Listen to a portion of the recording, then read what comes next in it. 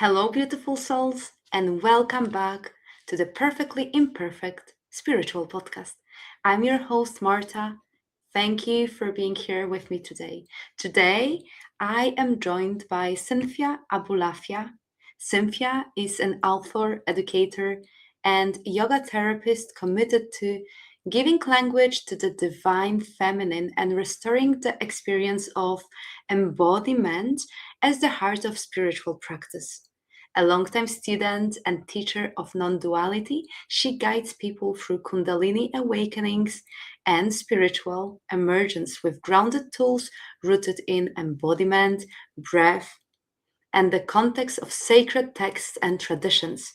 Her debut book, Embodying the Goddess, released in January 2026, challenges the transcendence bias of patriarchal spirituality and offers a path of radical integration. Cynthia, thank you so much for joining me. Welcome. Thank you so much. It was fun to hear all of that spoken out loud. There is a lot there, isn't there? There is. We have lots to unpack. We do. We have lots to unpack.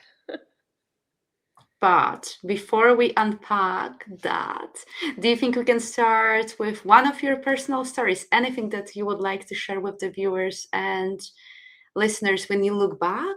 What were the early experiences, questions, or seasons of life that shaped the path you're on now?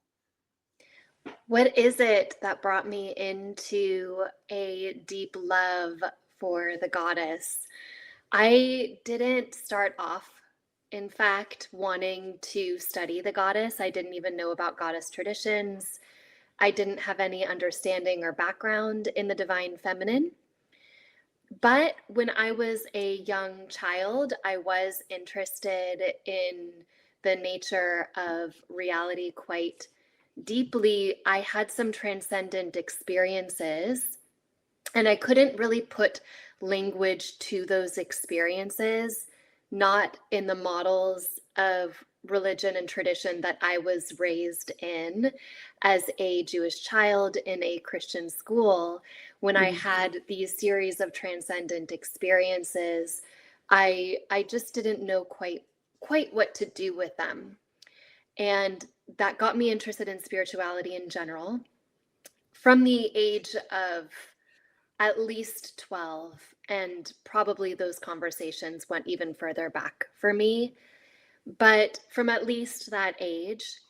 And then when I was about 24, I had a very powerful Kundalini awakening, what I would describe now as a Mhm. Kundalini awakening.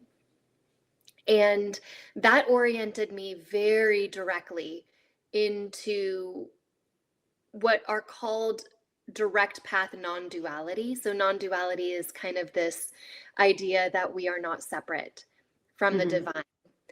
But those traditions were very like transcendence based. What you're not.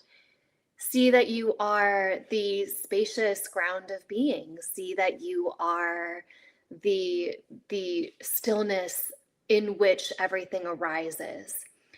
And that's a beautiful model. But at the same time, alongside these traditions that I was immersed in, I became a mother, and I kept having to turn toward life.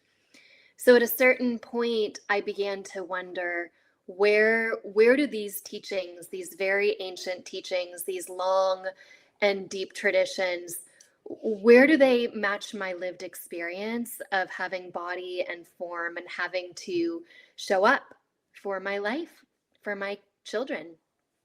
And Mhm. it became harder and harder for me to find that connection. So I began to study the sacred texts, and it was in those texts that I really found the goddess lineages and traditions. And I found that, oh, this has been here all along, this offering that the divine can also be in form. And that really was the pathway that got me there. The most important, of course, in the story, in the actual story of who I am and what shaped me, was probably that very major Kundalini awakening, because it wasn't a one-time event. It had kind of an event, but it was more of an ongoing pouring forth of questions and physical experiences and energetic experiences that kept me sort of like picking the axe into the ice, like what's a layer deeper here, what's a layer deeper here. Mm-hmm. Could you tell us a little bit more or a lot about, well, this particular Kundalini awakening, but also maybe about some early, those transcendent experiences that you've experienced as a child? Like, do you perceive them as spiritual awakenings as well? Like anything, because I'm sure some of the viewers or listeners, perhaps they've gone or are going through something similar. So I think that will be very helpful. Yes, and I've worked with so many people now that are in some level of spiritual emergence, and it can look so many different ways, as you know. It can look very subtle, really like, hey, I'm having deeper understandings of myself and my heart, or it can be very dramatic and scary and challenging. So one of the ways that I might address this that feels right to name in this moment is I have an identical twin sister. And she's also very spiritual in a totally different way from how I am. She more can understand things, subtleties. She sees things.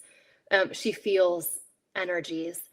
And when we were very, very young, we processed this together, where I had a different take from what she had. But we would come back again and again to these conversations where she would say things to me as a very young child. I mean, now we're talking early conversations where she would say things like, well, this is the place you come to where you do your work. This is the place you come to, and you have to come back again and again and again. And I would say to her, well, I'm not coming back. This is my last time here. And she would say, well, you have to. So we have these like two instinctive ways of being, and each one we've had to navigate with each other. When I was 12 and I had that transcendent experience, it was with her. She was there too.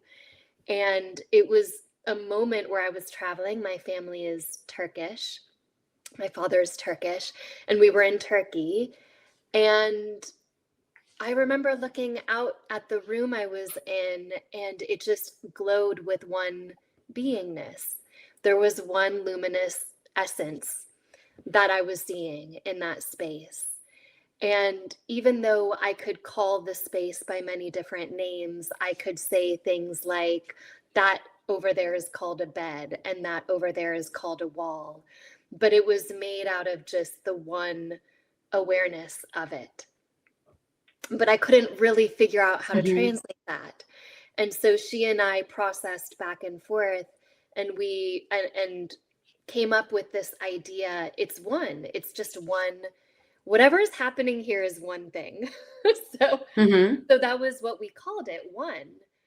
And that really is part of my continuous negotiation. On the one hand, I see the one luminous being expressing itself forward, but on the other hand, it's always in conversation and dialogue. There's always the both, right? Both, yes, and there's something happening here that's very particular, but then also there's a ground to that. And that's where I think coming into history, coming into a historic understanding of who the goddess is and how she represents our ability to hold opposites, that's where the teachings there make a lot more sense to me than having to choose one side. Everything is impermanence. Everything is stillness. None of this is real. I don't fundamentally agree with that. I think both can be true simultaneously. Yes, this can be real. Yes, this can be important. Yes, life can be sacred. And also there's a ground. Mm-hmm. I'm curious about your relationship. Like, what did the non-dual teachings give you at the beginning, and how has your relationship with them matured or keeps evolving? I'm curious about the process, and if you could talk more about that.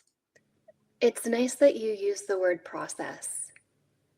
To me, it is an unfolding process. Sometimes we think or feel, and really truly spiritual traditions, when you dig into them, are very careful to clarify this point. Nonetheless, in the modern world, a lot of times in spirituality, we don't pay as much attention to the process because we're so interested in the goal. And we call the goal something like enlightenment. And then we think to ourselves, well, if I achieve this goal, then I'll be happy. I'll find peace when I have crossed the finish line, when I have had the experience that I signed up to have, and there's the goal, and I'm going to go for the goal. Whereas for me, the path is the whole unfolding of life. And paying attention to the path and paying attention to the spiral, that is the representation of living life, from the heart, and allowing it to pour itself forth, and treating that process as divine without carrying a very subtle bias that whispers on some level, hey, it'll be better when. It'll be better when you know. It'll be better when you achieve stillness. Let's just get through this next lesson. I can't wait till I'm done with this lesson, right? But the lesson itself and where we are in our relationship to this moment and the heartbeat of everything, that to me is the process. It's alive. The process is living. I would say even further that where I am now with what might be called non-duality is I kind of see that the heart is an instrument and it has a vibrational tone to it. And this life is giving us one opportunity after another to kind of clean the instrument and to tune the instrument. But we can learn to listen through the instrument. We can learn to play the scales of reality, play the instrument, be played and play in this living symphony. And there's something very beautiful in that. I love it.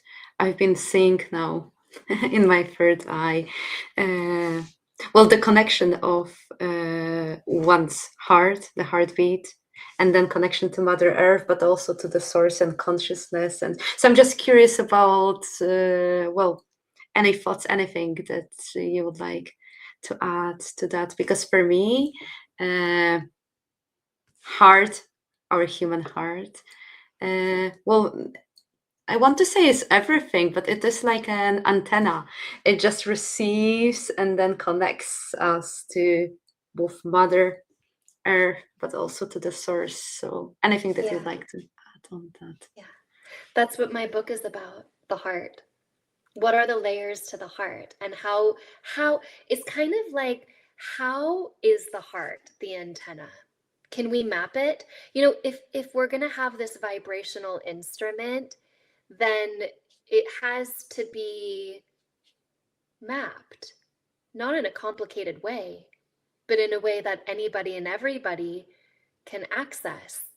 If this is the heart, capital T, capital H, vibrating, then everybody, a 3-year-old, an 80-year-old, everybody must have access to that. That's what I think for this particular topic, because sometimes these traditions and texts get very selective and complicated and proprietary and privileged. And there's something very innocent in the heart, which is why I think the heartbeat is such a worthy thing to pay attention to. At the heartbeat, what does it do? The heartbeat, expand, contract, pause. That's what the heart does. Expand, contract, pause, expand, contract, pause. And then what does the breath do? Expand, contract, pause, expand, contract, pause.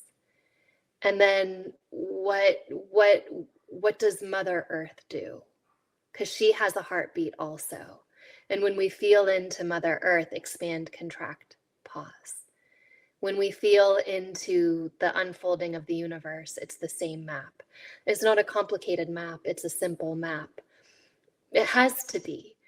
But I think that connecting to the heart is so beautiful. It's so powerful. Simplicity is power, to be able to come back to the source, because then we're not giving away the right to understanding the heartbeat. We just have it here. It's here. It's in my body. It's in my body, but it's also echoing out as far into, as you say, it goes up and then down. It can go as far out as as we're willing to let it go. And it can come in as close as we are willing to let it. Beautiful. Thank you. Could you talk a little bit, or a lot, about the embodiment aspect? Well, was there another or a different turning point that made embodiment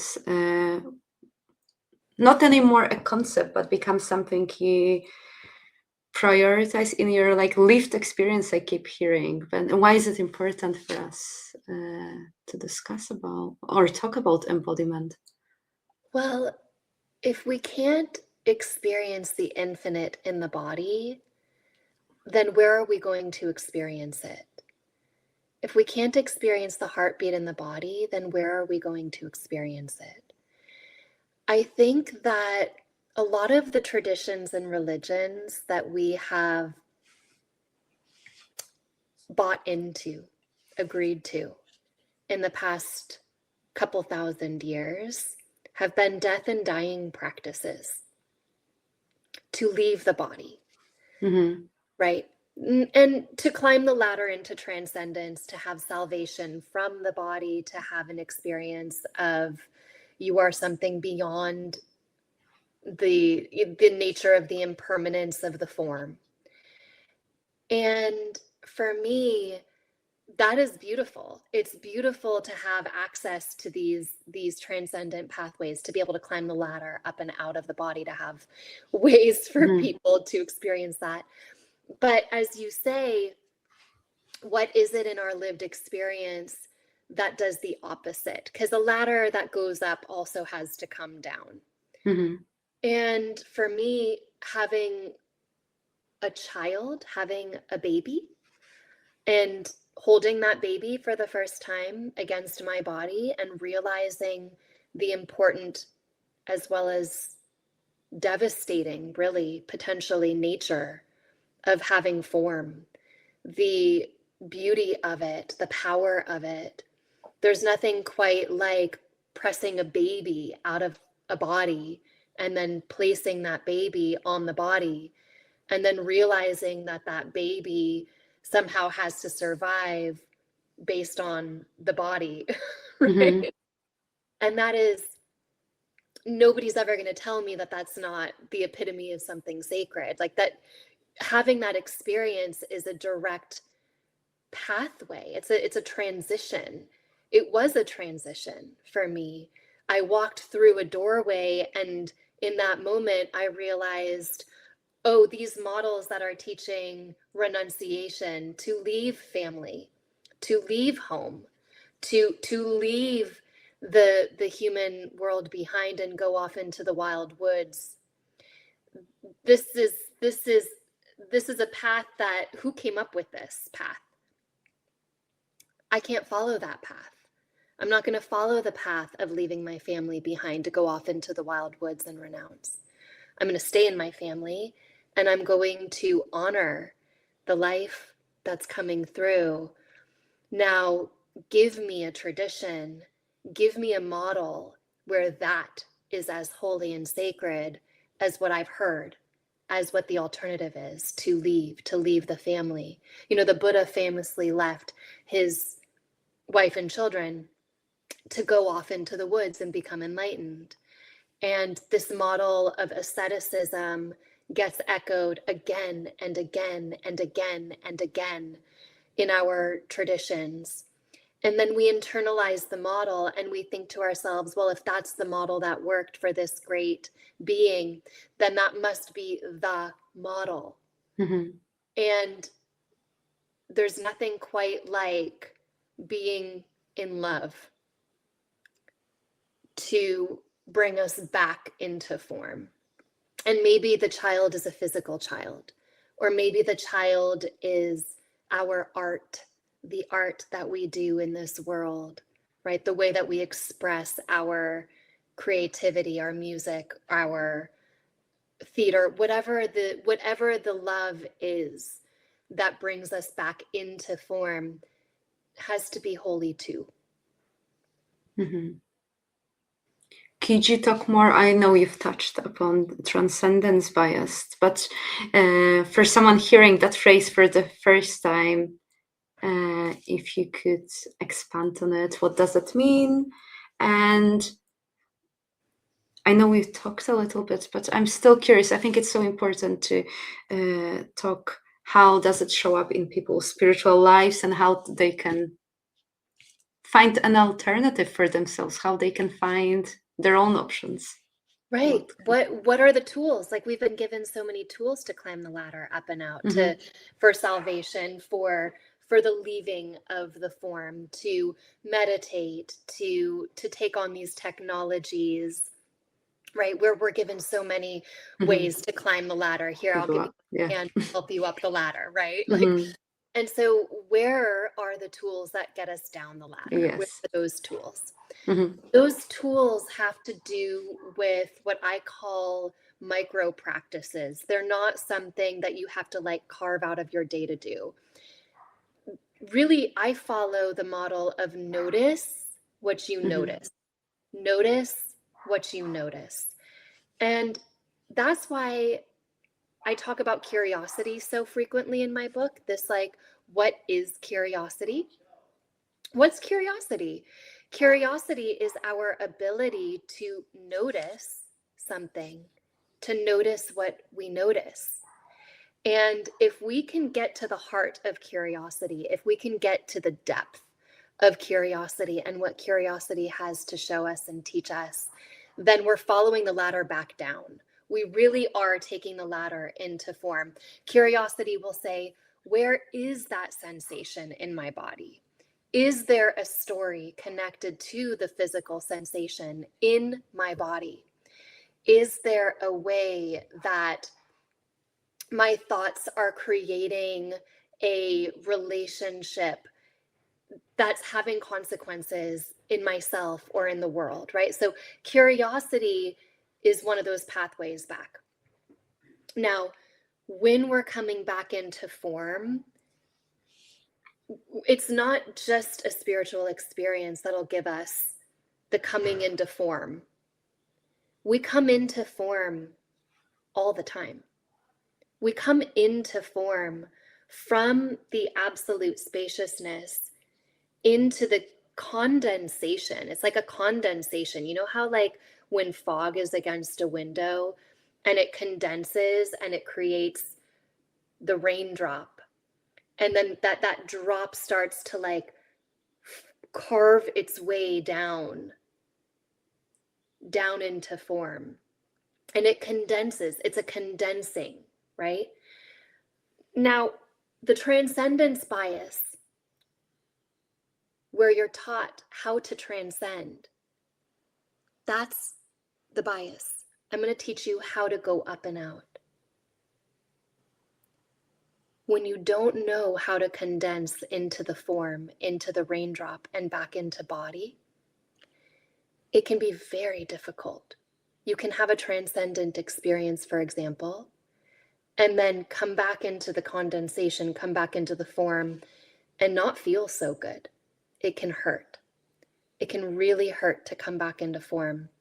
I call it a transcendence hangover, right? Like this is when we don't have these tools, it's a hangover. And sometimes it's like, did I do something wrong? Here I am small again, back in like the story that I thought I was past and beyond. Here I am small again. Here I am having this little human experience again, right? So for me, tracking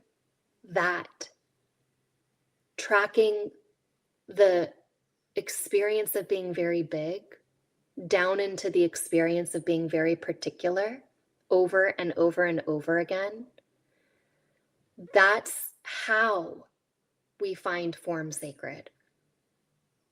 One example, when you wake up in the morning. When we wake up in the morning, we have this moment of being very big, of not having a personal story. There might be sensation in the body, and then the story comes in. And then very rapidly, it's like you're asleep, and then very quickly you're awake and you're thinking about like your grocery list. You're awake and you're thinking about, for me, maybe like I'm awake and then I'm like, ooh, I want my coffee. Right? But there is this powerful moment of spaciousness before all of that comes in. It comes in real fast. Before all of that comes in, and we can go deep into that moment and use that moment to track the coming in. The coming in is going to happen. The coming into form it's already going to happen, but we can track it. No, we don't need to wait for a special experience. We don't need to go into the jungle and drink some potion to then have the experience of tracking ourselves back into form. It's happening all the time. All the time. You know, there's something interesting about driving. I've noticed that when we drive or when we go for walks, some kind of like rhythmic movement, we tend to go into a more expanded space, and then you can kind of feel yourself come back in. If we can track that in the 1,000 different ways that it happens over and over and over again, every single day, that's the ladder down. And then you train yourself to have access to that ladder. And what's really beautiful about it is it gives us agency, because we don't need a special experience. We don't need a special teaching. We can just track the coming in, and we can track the coming in. And I love how you phrased that, that we can access the ladder.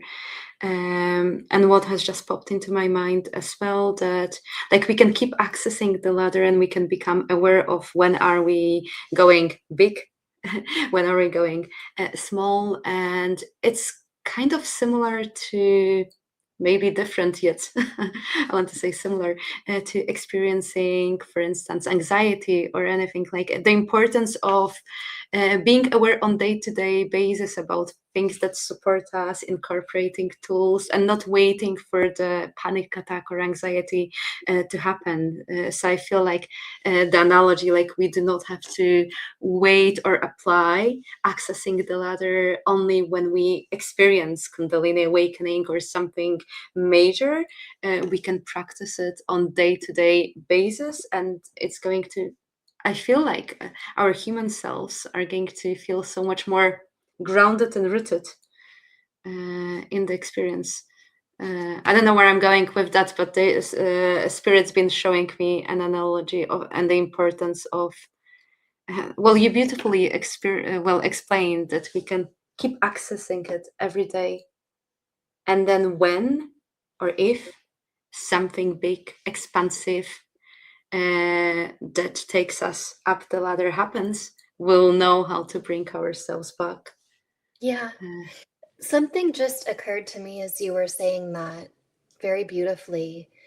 And I think that we sensationalize Kundalini awakening. We chase it like it's this really magnificent goal in a spiritual path. mm, And in a certain way, the image that I'm getting right now is that the Kundalini awakening is kind of like a last a last ditch effort, right? Like it's kind of like, hey, you haven't, I've been knocking. I have been knocking on your door telling you to like climb up and down this ladder, and you're not listening and you're not listening and you're not listening. So like, hey girl, like I'm just gonna push you into something that's a little more dramatic. So mhm, like, at least it was for me. Now, I actually think that it's probably a little more sane for people not to have to resort to something very dramatic, to not need these very sensational spiritual experiences. And they are beautiful, and I'm not going to say that they're not, and they're mhm, powerful, right? But we have forgotten how to train ourselves to pick up the 1 pound weight, right? And we're kind of like, send me to the workshop where I can learn to lift 100 pounds in one day, right? It's like we can train ourselves to climb up and down the ladder every time we go to bed and wake up. We can train ourselves to climb up and down the ladder every time we get in and out of our house, every time we open or close something. There's kind of like the climbing in and out of ourselves. The anxiety, as you say, lives in the body. So to notice the body, I always know when I have that like baseline in me of anxiety, and I know exactly where it is. It's like, oh, there's that point again. I know mhm, exactly where it is. Here's its temperature, here's its shape, here's its color, here's its pressure. And it would take a little bit of pushing away or ignoring of that sensation for it to go up a temperature, for it to go up a degree. And so I think that learning to lift the small weights is powerful and beautiful, as you as you're kind of saying here, right? Like training ourselves to see the sacred, and then there's no such thing as ordinary life. Then there's no such thing as like limitation and form. It's and by the way, also climbing up and down the ladder, that's tuning the instrument, right? That's the mhm, cleaning of the instruments. Like the ladder is the instrument. The heart is the instrument. And learning how to climb up and down the ladder is the exact same thing as learning how to like clean the instrument. mhm. And would you say that that's well, one of the way of really living our lives to the fullest in a very sincere, honest way? Do you think that would be considered as one of the purposes for those of us who chose to come here to experience this human experience? What do you And think?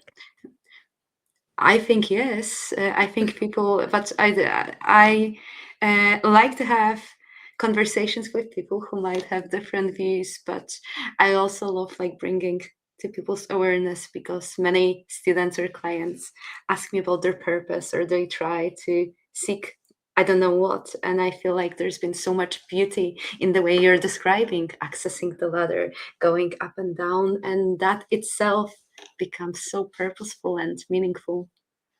Yeah.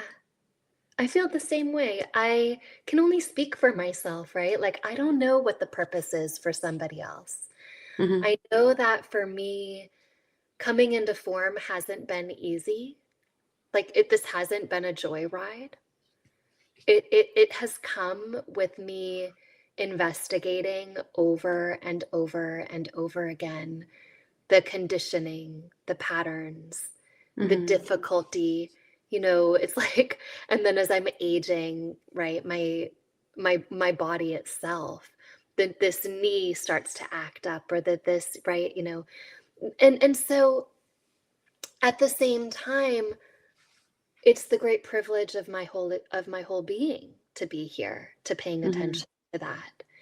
And I'm starting to really understand why I am here in this form and in this body, because I do have some memory of previous forms and the sort of like why and Mm-hmm. how. And there's a lot of people, and this is something that perhaps you in your position, you'll have a lot more to say on this. It's sort of more like a suspicion I'm developing here over time Mm-hmm. in my funny little world, where I don't see and hear I in the way that you do, but I am meeting a lot of people who are kind of remembering that they had these transcendent experiences, like these great mahasamadhis, where you like choose to drop the body because you've achieved some transcendent state. And your meditative practitioner, who might, a great yogi, a great being, who might understand, come to this transcendent realization, this is impermanence and I'm ready to drop the form. Mm-hmm. But how many people am I meeting nowadays who are back in Mm-hmm. form after having these lives where they've achieved these states?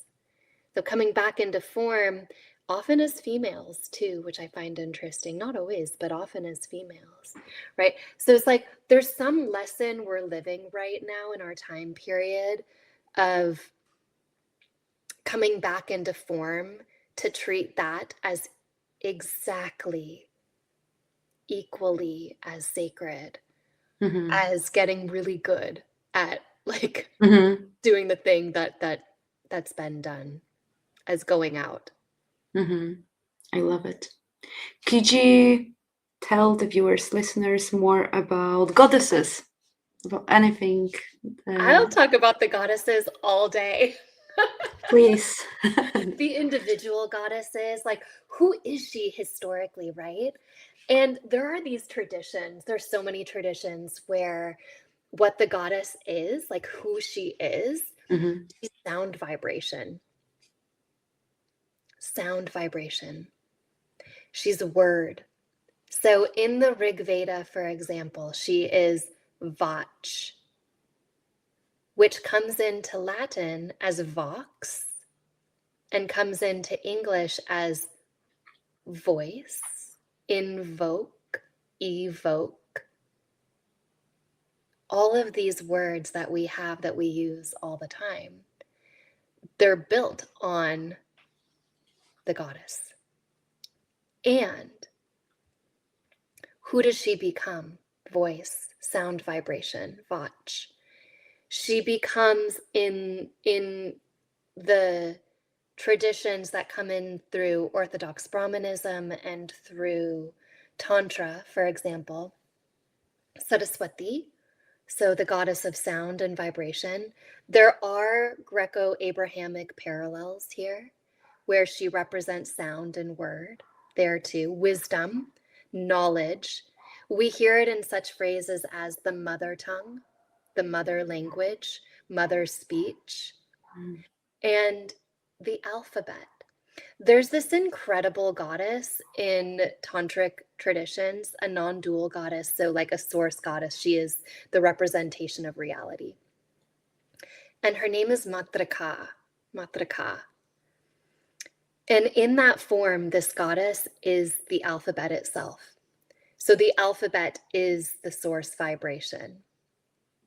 And again, you have these words in English that are reflecting the goddess, because Matraka is cognate with the English word matrix. So she's the matrix of reality. It's also cognate with the English word mother. Matrika, mother, matrix. So there's so many connections we're using all the time where we are referring to the mother goddess in our language. And we're recalling her in our language: mother, matrix, matrika, vach, voice, invoke, evoke.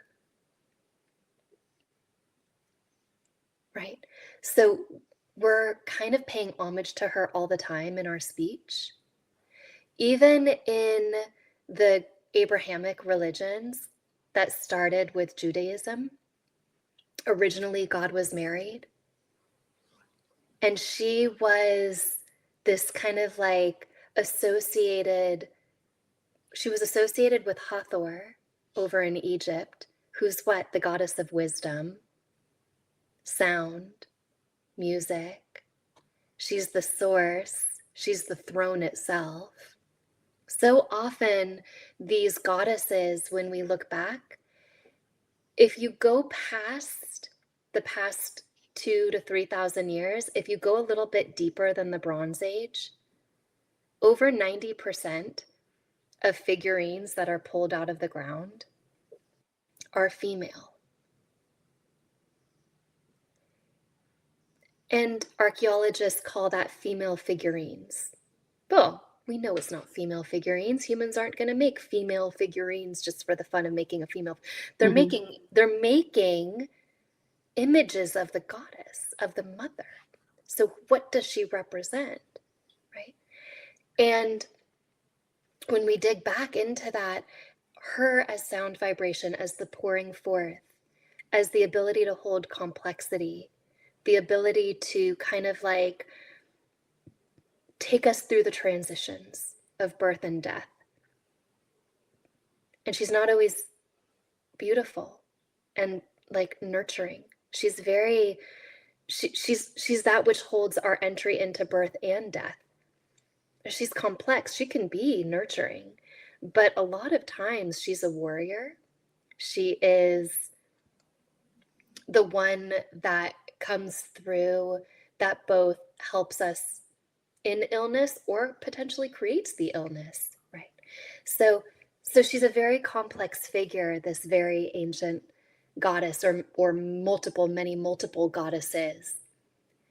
And one of the facts that I love about her historically is when you have these goddess figures and there are temples, very early temples have signs, at least in what's called Old Europe. A lot of these temples have signs of like, that's where bread was baked also in the temple. That's where the old loom was. So the weaving was happening in the temple. Childbirth was potentially happening in the temple. The temple wasn't like a place of sterility where you go and you just, do something still and quiet the way that a temple often is today. Not always, but often is today. The temple was very frequently a place of transmutation, the baking of bread, the birthing of children, the creating of what we put on our bodies, what we wear. So it was a lot more integrated, the goddess, into the daily life. And why not? Why shouldn't she be? Of course she should be integrated with our daily life. So those are some of the forms of the goddess. And I'm yes, yeah. There's so many more, but that's just one. Why do we talk so much, or we hear people talk about awakening of the divine feminine, and what are the most common misconceptions or anything that you would like to dismiss? Because I've noticed divine feminine has become that coin term, really popular for maybe not so deep purposes, more I think marketing or but I'm more curious about your perception. All of a sudden too, right? It's like, I've been working on this book for a long time, and then it was with the publisher for a long time, and then all of a sudden it comes out, it's born. And I have this new book about the goddess in my hands, and I'm looking around, and all of a sudden everybody's talking about the goddess. and the Mm-hmm. divine feminine. And I'm like, what? How did this happen? Because it is new and it is vogue and it is like so misunderstood, like so, because, and we can't blame ourselves for misunderstanding her. We can't, right? Like, of course, when we describe the goddess, we have so erased her. We have so, honestly, we have murdered her. We have eradicated her from our traditions. And Mm-hmm. so here we are, the children and grandchildren and great, great, great, great, great grandchildren of people, and we want to call her back. But we don't know how to call her back. We just Mm-hmm. know we want to call her back. Mm-hmm. And that is worthy. That's great. So, like, however people want to call her back, good, good. Mm-hmm. That's a great first step. But also, here, this is the language that's good. This is the language that we can use to start to like place her, because the divine feminine is life. She's word. She's never gone away. Like, there's no, right? This is her, and this is her playing field. But a lot of times when we talk about her, because of our history, what we're doing is we're picking up patriarchal terms, terminology connected to the transcendence bias. And then we're superimposing that onto her. That's where I come in. That's why I'm here. That's what my job, Mm-hmm. that's what my job is here, is to kind of clear up a little bit of that, right? So what are the terms connected to the transcendence bias that we've superimposed on her? Light, the light of consciousness, enlightenment. Light is that which shines out from the heart.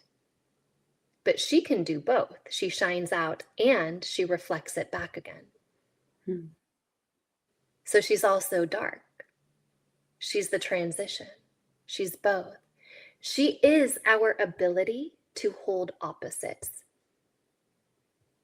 If you can say one thing about the goddess, the opposite has to be true. Has to be true. If you can say one thing about her, the opposite has to be true. Now we're in trouble. We're in trouble because we want her to be something. But what is it we want her to be? We want her to be this like archetype. We want her to be somebody that comes in and represents something. We want her to be the one that fights for me, the one that stands up for me and my sovereignty. We want her to be the nurturing one, the mother with mother's milk. We want her to be so many things, but what is an archetype? An archetype is a pattern within the whole. It's not the whole. She's not an archetype. She can be an archetype if she wants to be, but she's not an archetype. That's just another way, a man, by the way, put her in a box. Mm-hmm. She's not the box. She's the whole. She's far beyond. If she is complexity and the ability to hold opposites and the heartbeat, let's go back to the heartbeat. Expand, contract, expand, contract.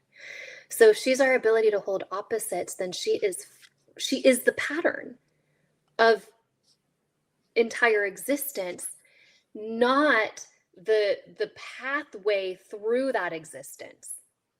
Except when she wants to be, she can be that too. Right? This is where it gets fun. But all of a sudden now you have the divine feminine is pulsation.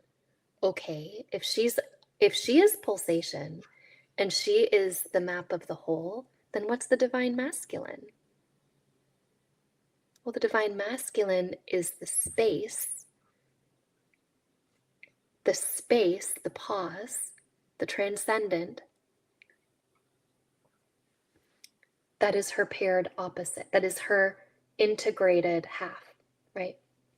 The ability to be still within ourselves, the ability to be in the transcendent within ourselves, and then the ability to hold pulsation.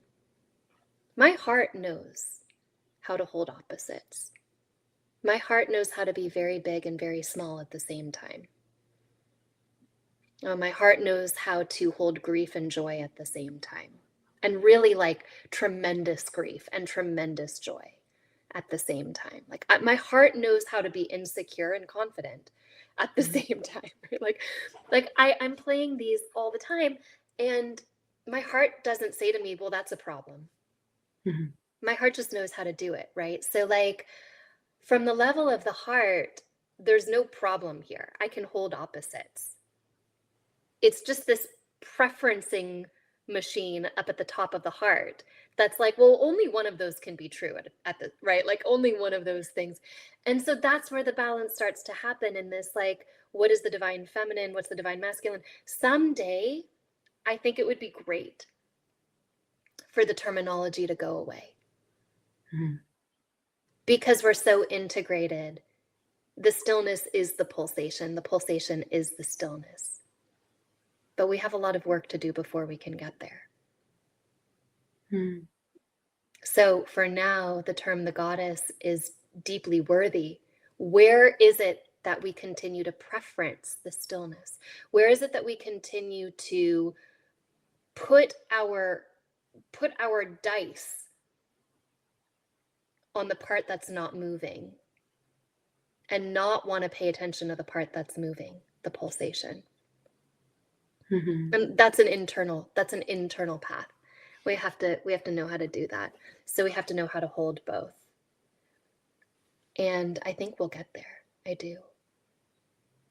And however people want to come back to the conversation, if we're including her in the conversation,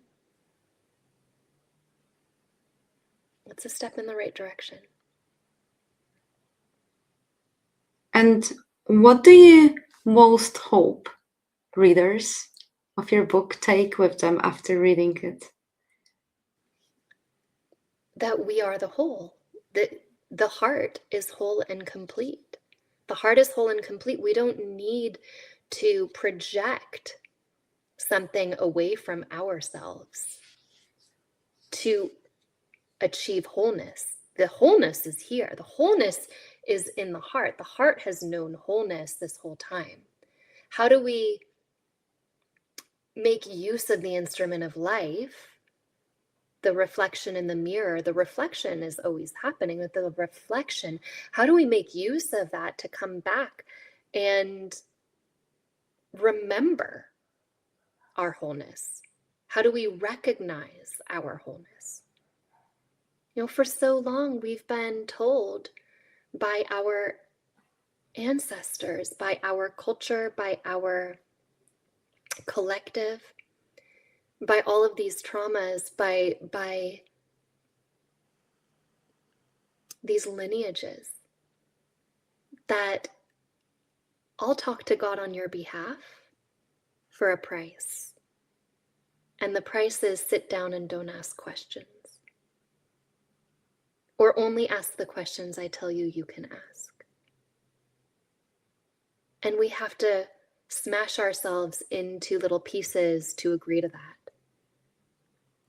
And so for me, my prayer for this book is to say all the pieces are here. I'm not going to promise you it's an easy journey. No way. It wasn't for me. And it doesn't continue to be. I'm not like done with this path. No way. Like every time I'm like, okay, I think I understand this lesson. I might get a little break. I might get a little pause. But like, I don't really get that much of a pause, to be honest. Sometimes it's like, really? I thought I could just have like one day, you know, like a little bit of a pause before the next turning of the spiral. But that's just not right. So I'm an active participant in this process, but I'm also an advocate for the process. Hey, you don't need somebody outside of you. Make use of your friends, make use of your allies, like make use of the tools, make use of the reflection in the mirror. Here are all these different ways to make use of the reflection in the mirror, but never give away your sovereignty. There's this Mm-hmm. word in Sanskrit connected to certain goddess traditions, goddess lineages, called sovereignty. The Sanskrit word is Aishwarya, and it has to do sovereignty with the heart. It's the saturation of the heart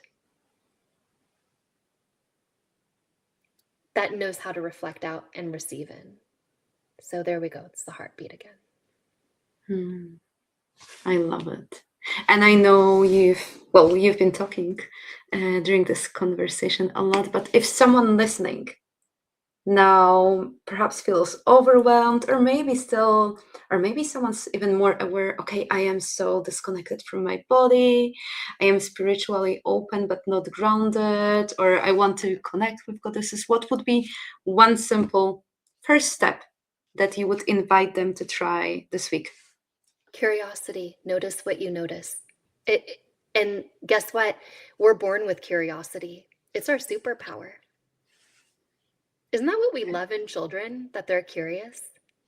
It's one of the things that we love in them. They're so curious, right? It's like, where is your curiosity? And it doesn't have to be grand curiosity, like what is the nature of infinity, right? Like it can be that if you want it to be, but it can also be like,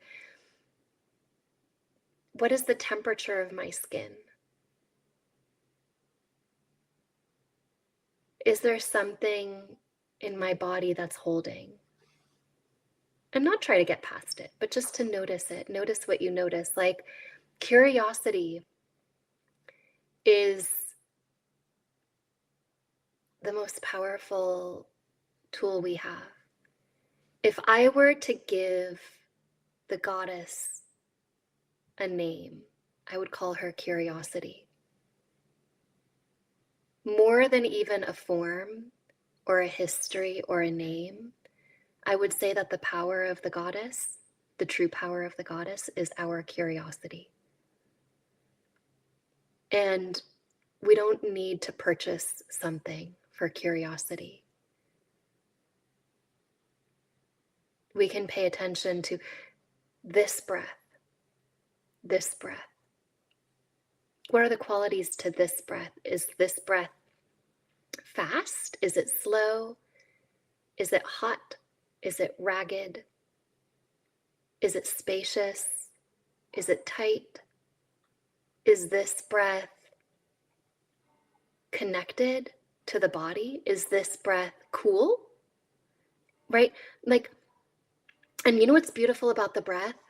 Curiosity about the breath is that when we forget that we're breathing, we're still breathing. Mm-hmm. So the breath is generous, like the heartbeat, breath beat, it's generous. Like I might have forgotten that I was breathing this morning. That's okay. The breath is generous. Here's another one. Here's another one. What was the curiosity of this one? Beautiful. Well, finally, could you share with the viewers and listeners where they can find you, where they can find your book, and if you'd like to share any other projects, any other offerings that are available, how can people work with you? So the book is called Embodying the Goddess. And that's also me on social media and YouTube and those types of places. And that's the easiest way to reach me. I have a website, cynthiaabulafia.com. I do trainings, I do things that cultivate community. And it's a great joy and privilege that I do those things. And then also this book is really a good way to integrate those into a life. And it should be available as an ebook even outside of the United States.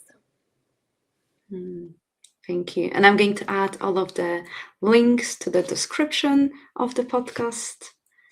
So that will be available as well. Cynthia, thank you so much for your time and for everything that you've shared today. I really enjoyed this conversation. Thank you.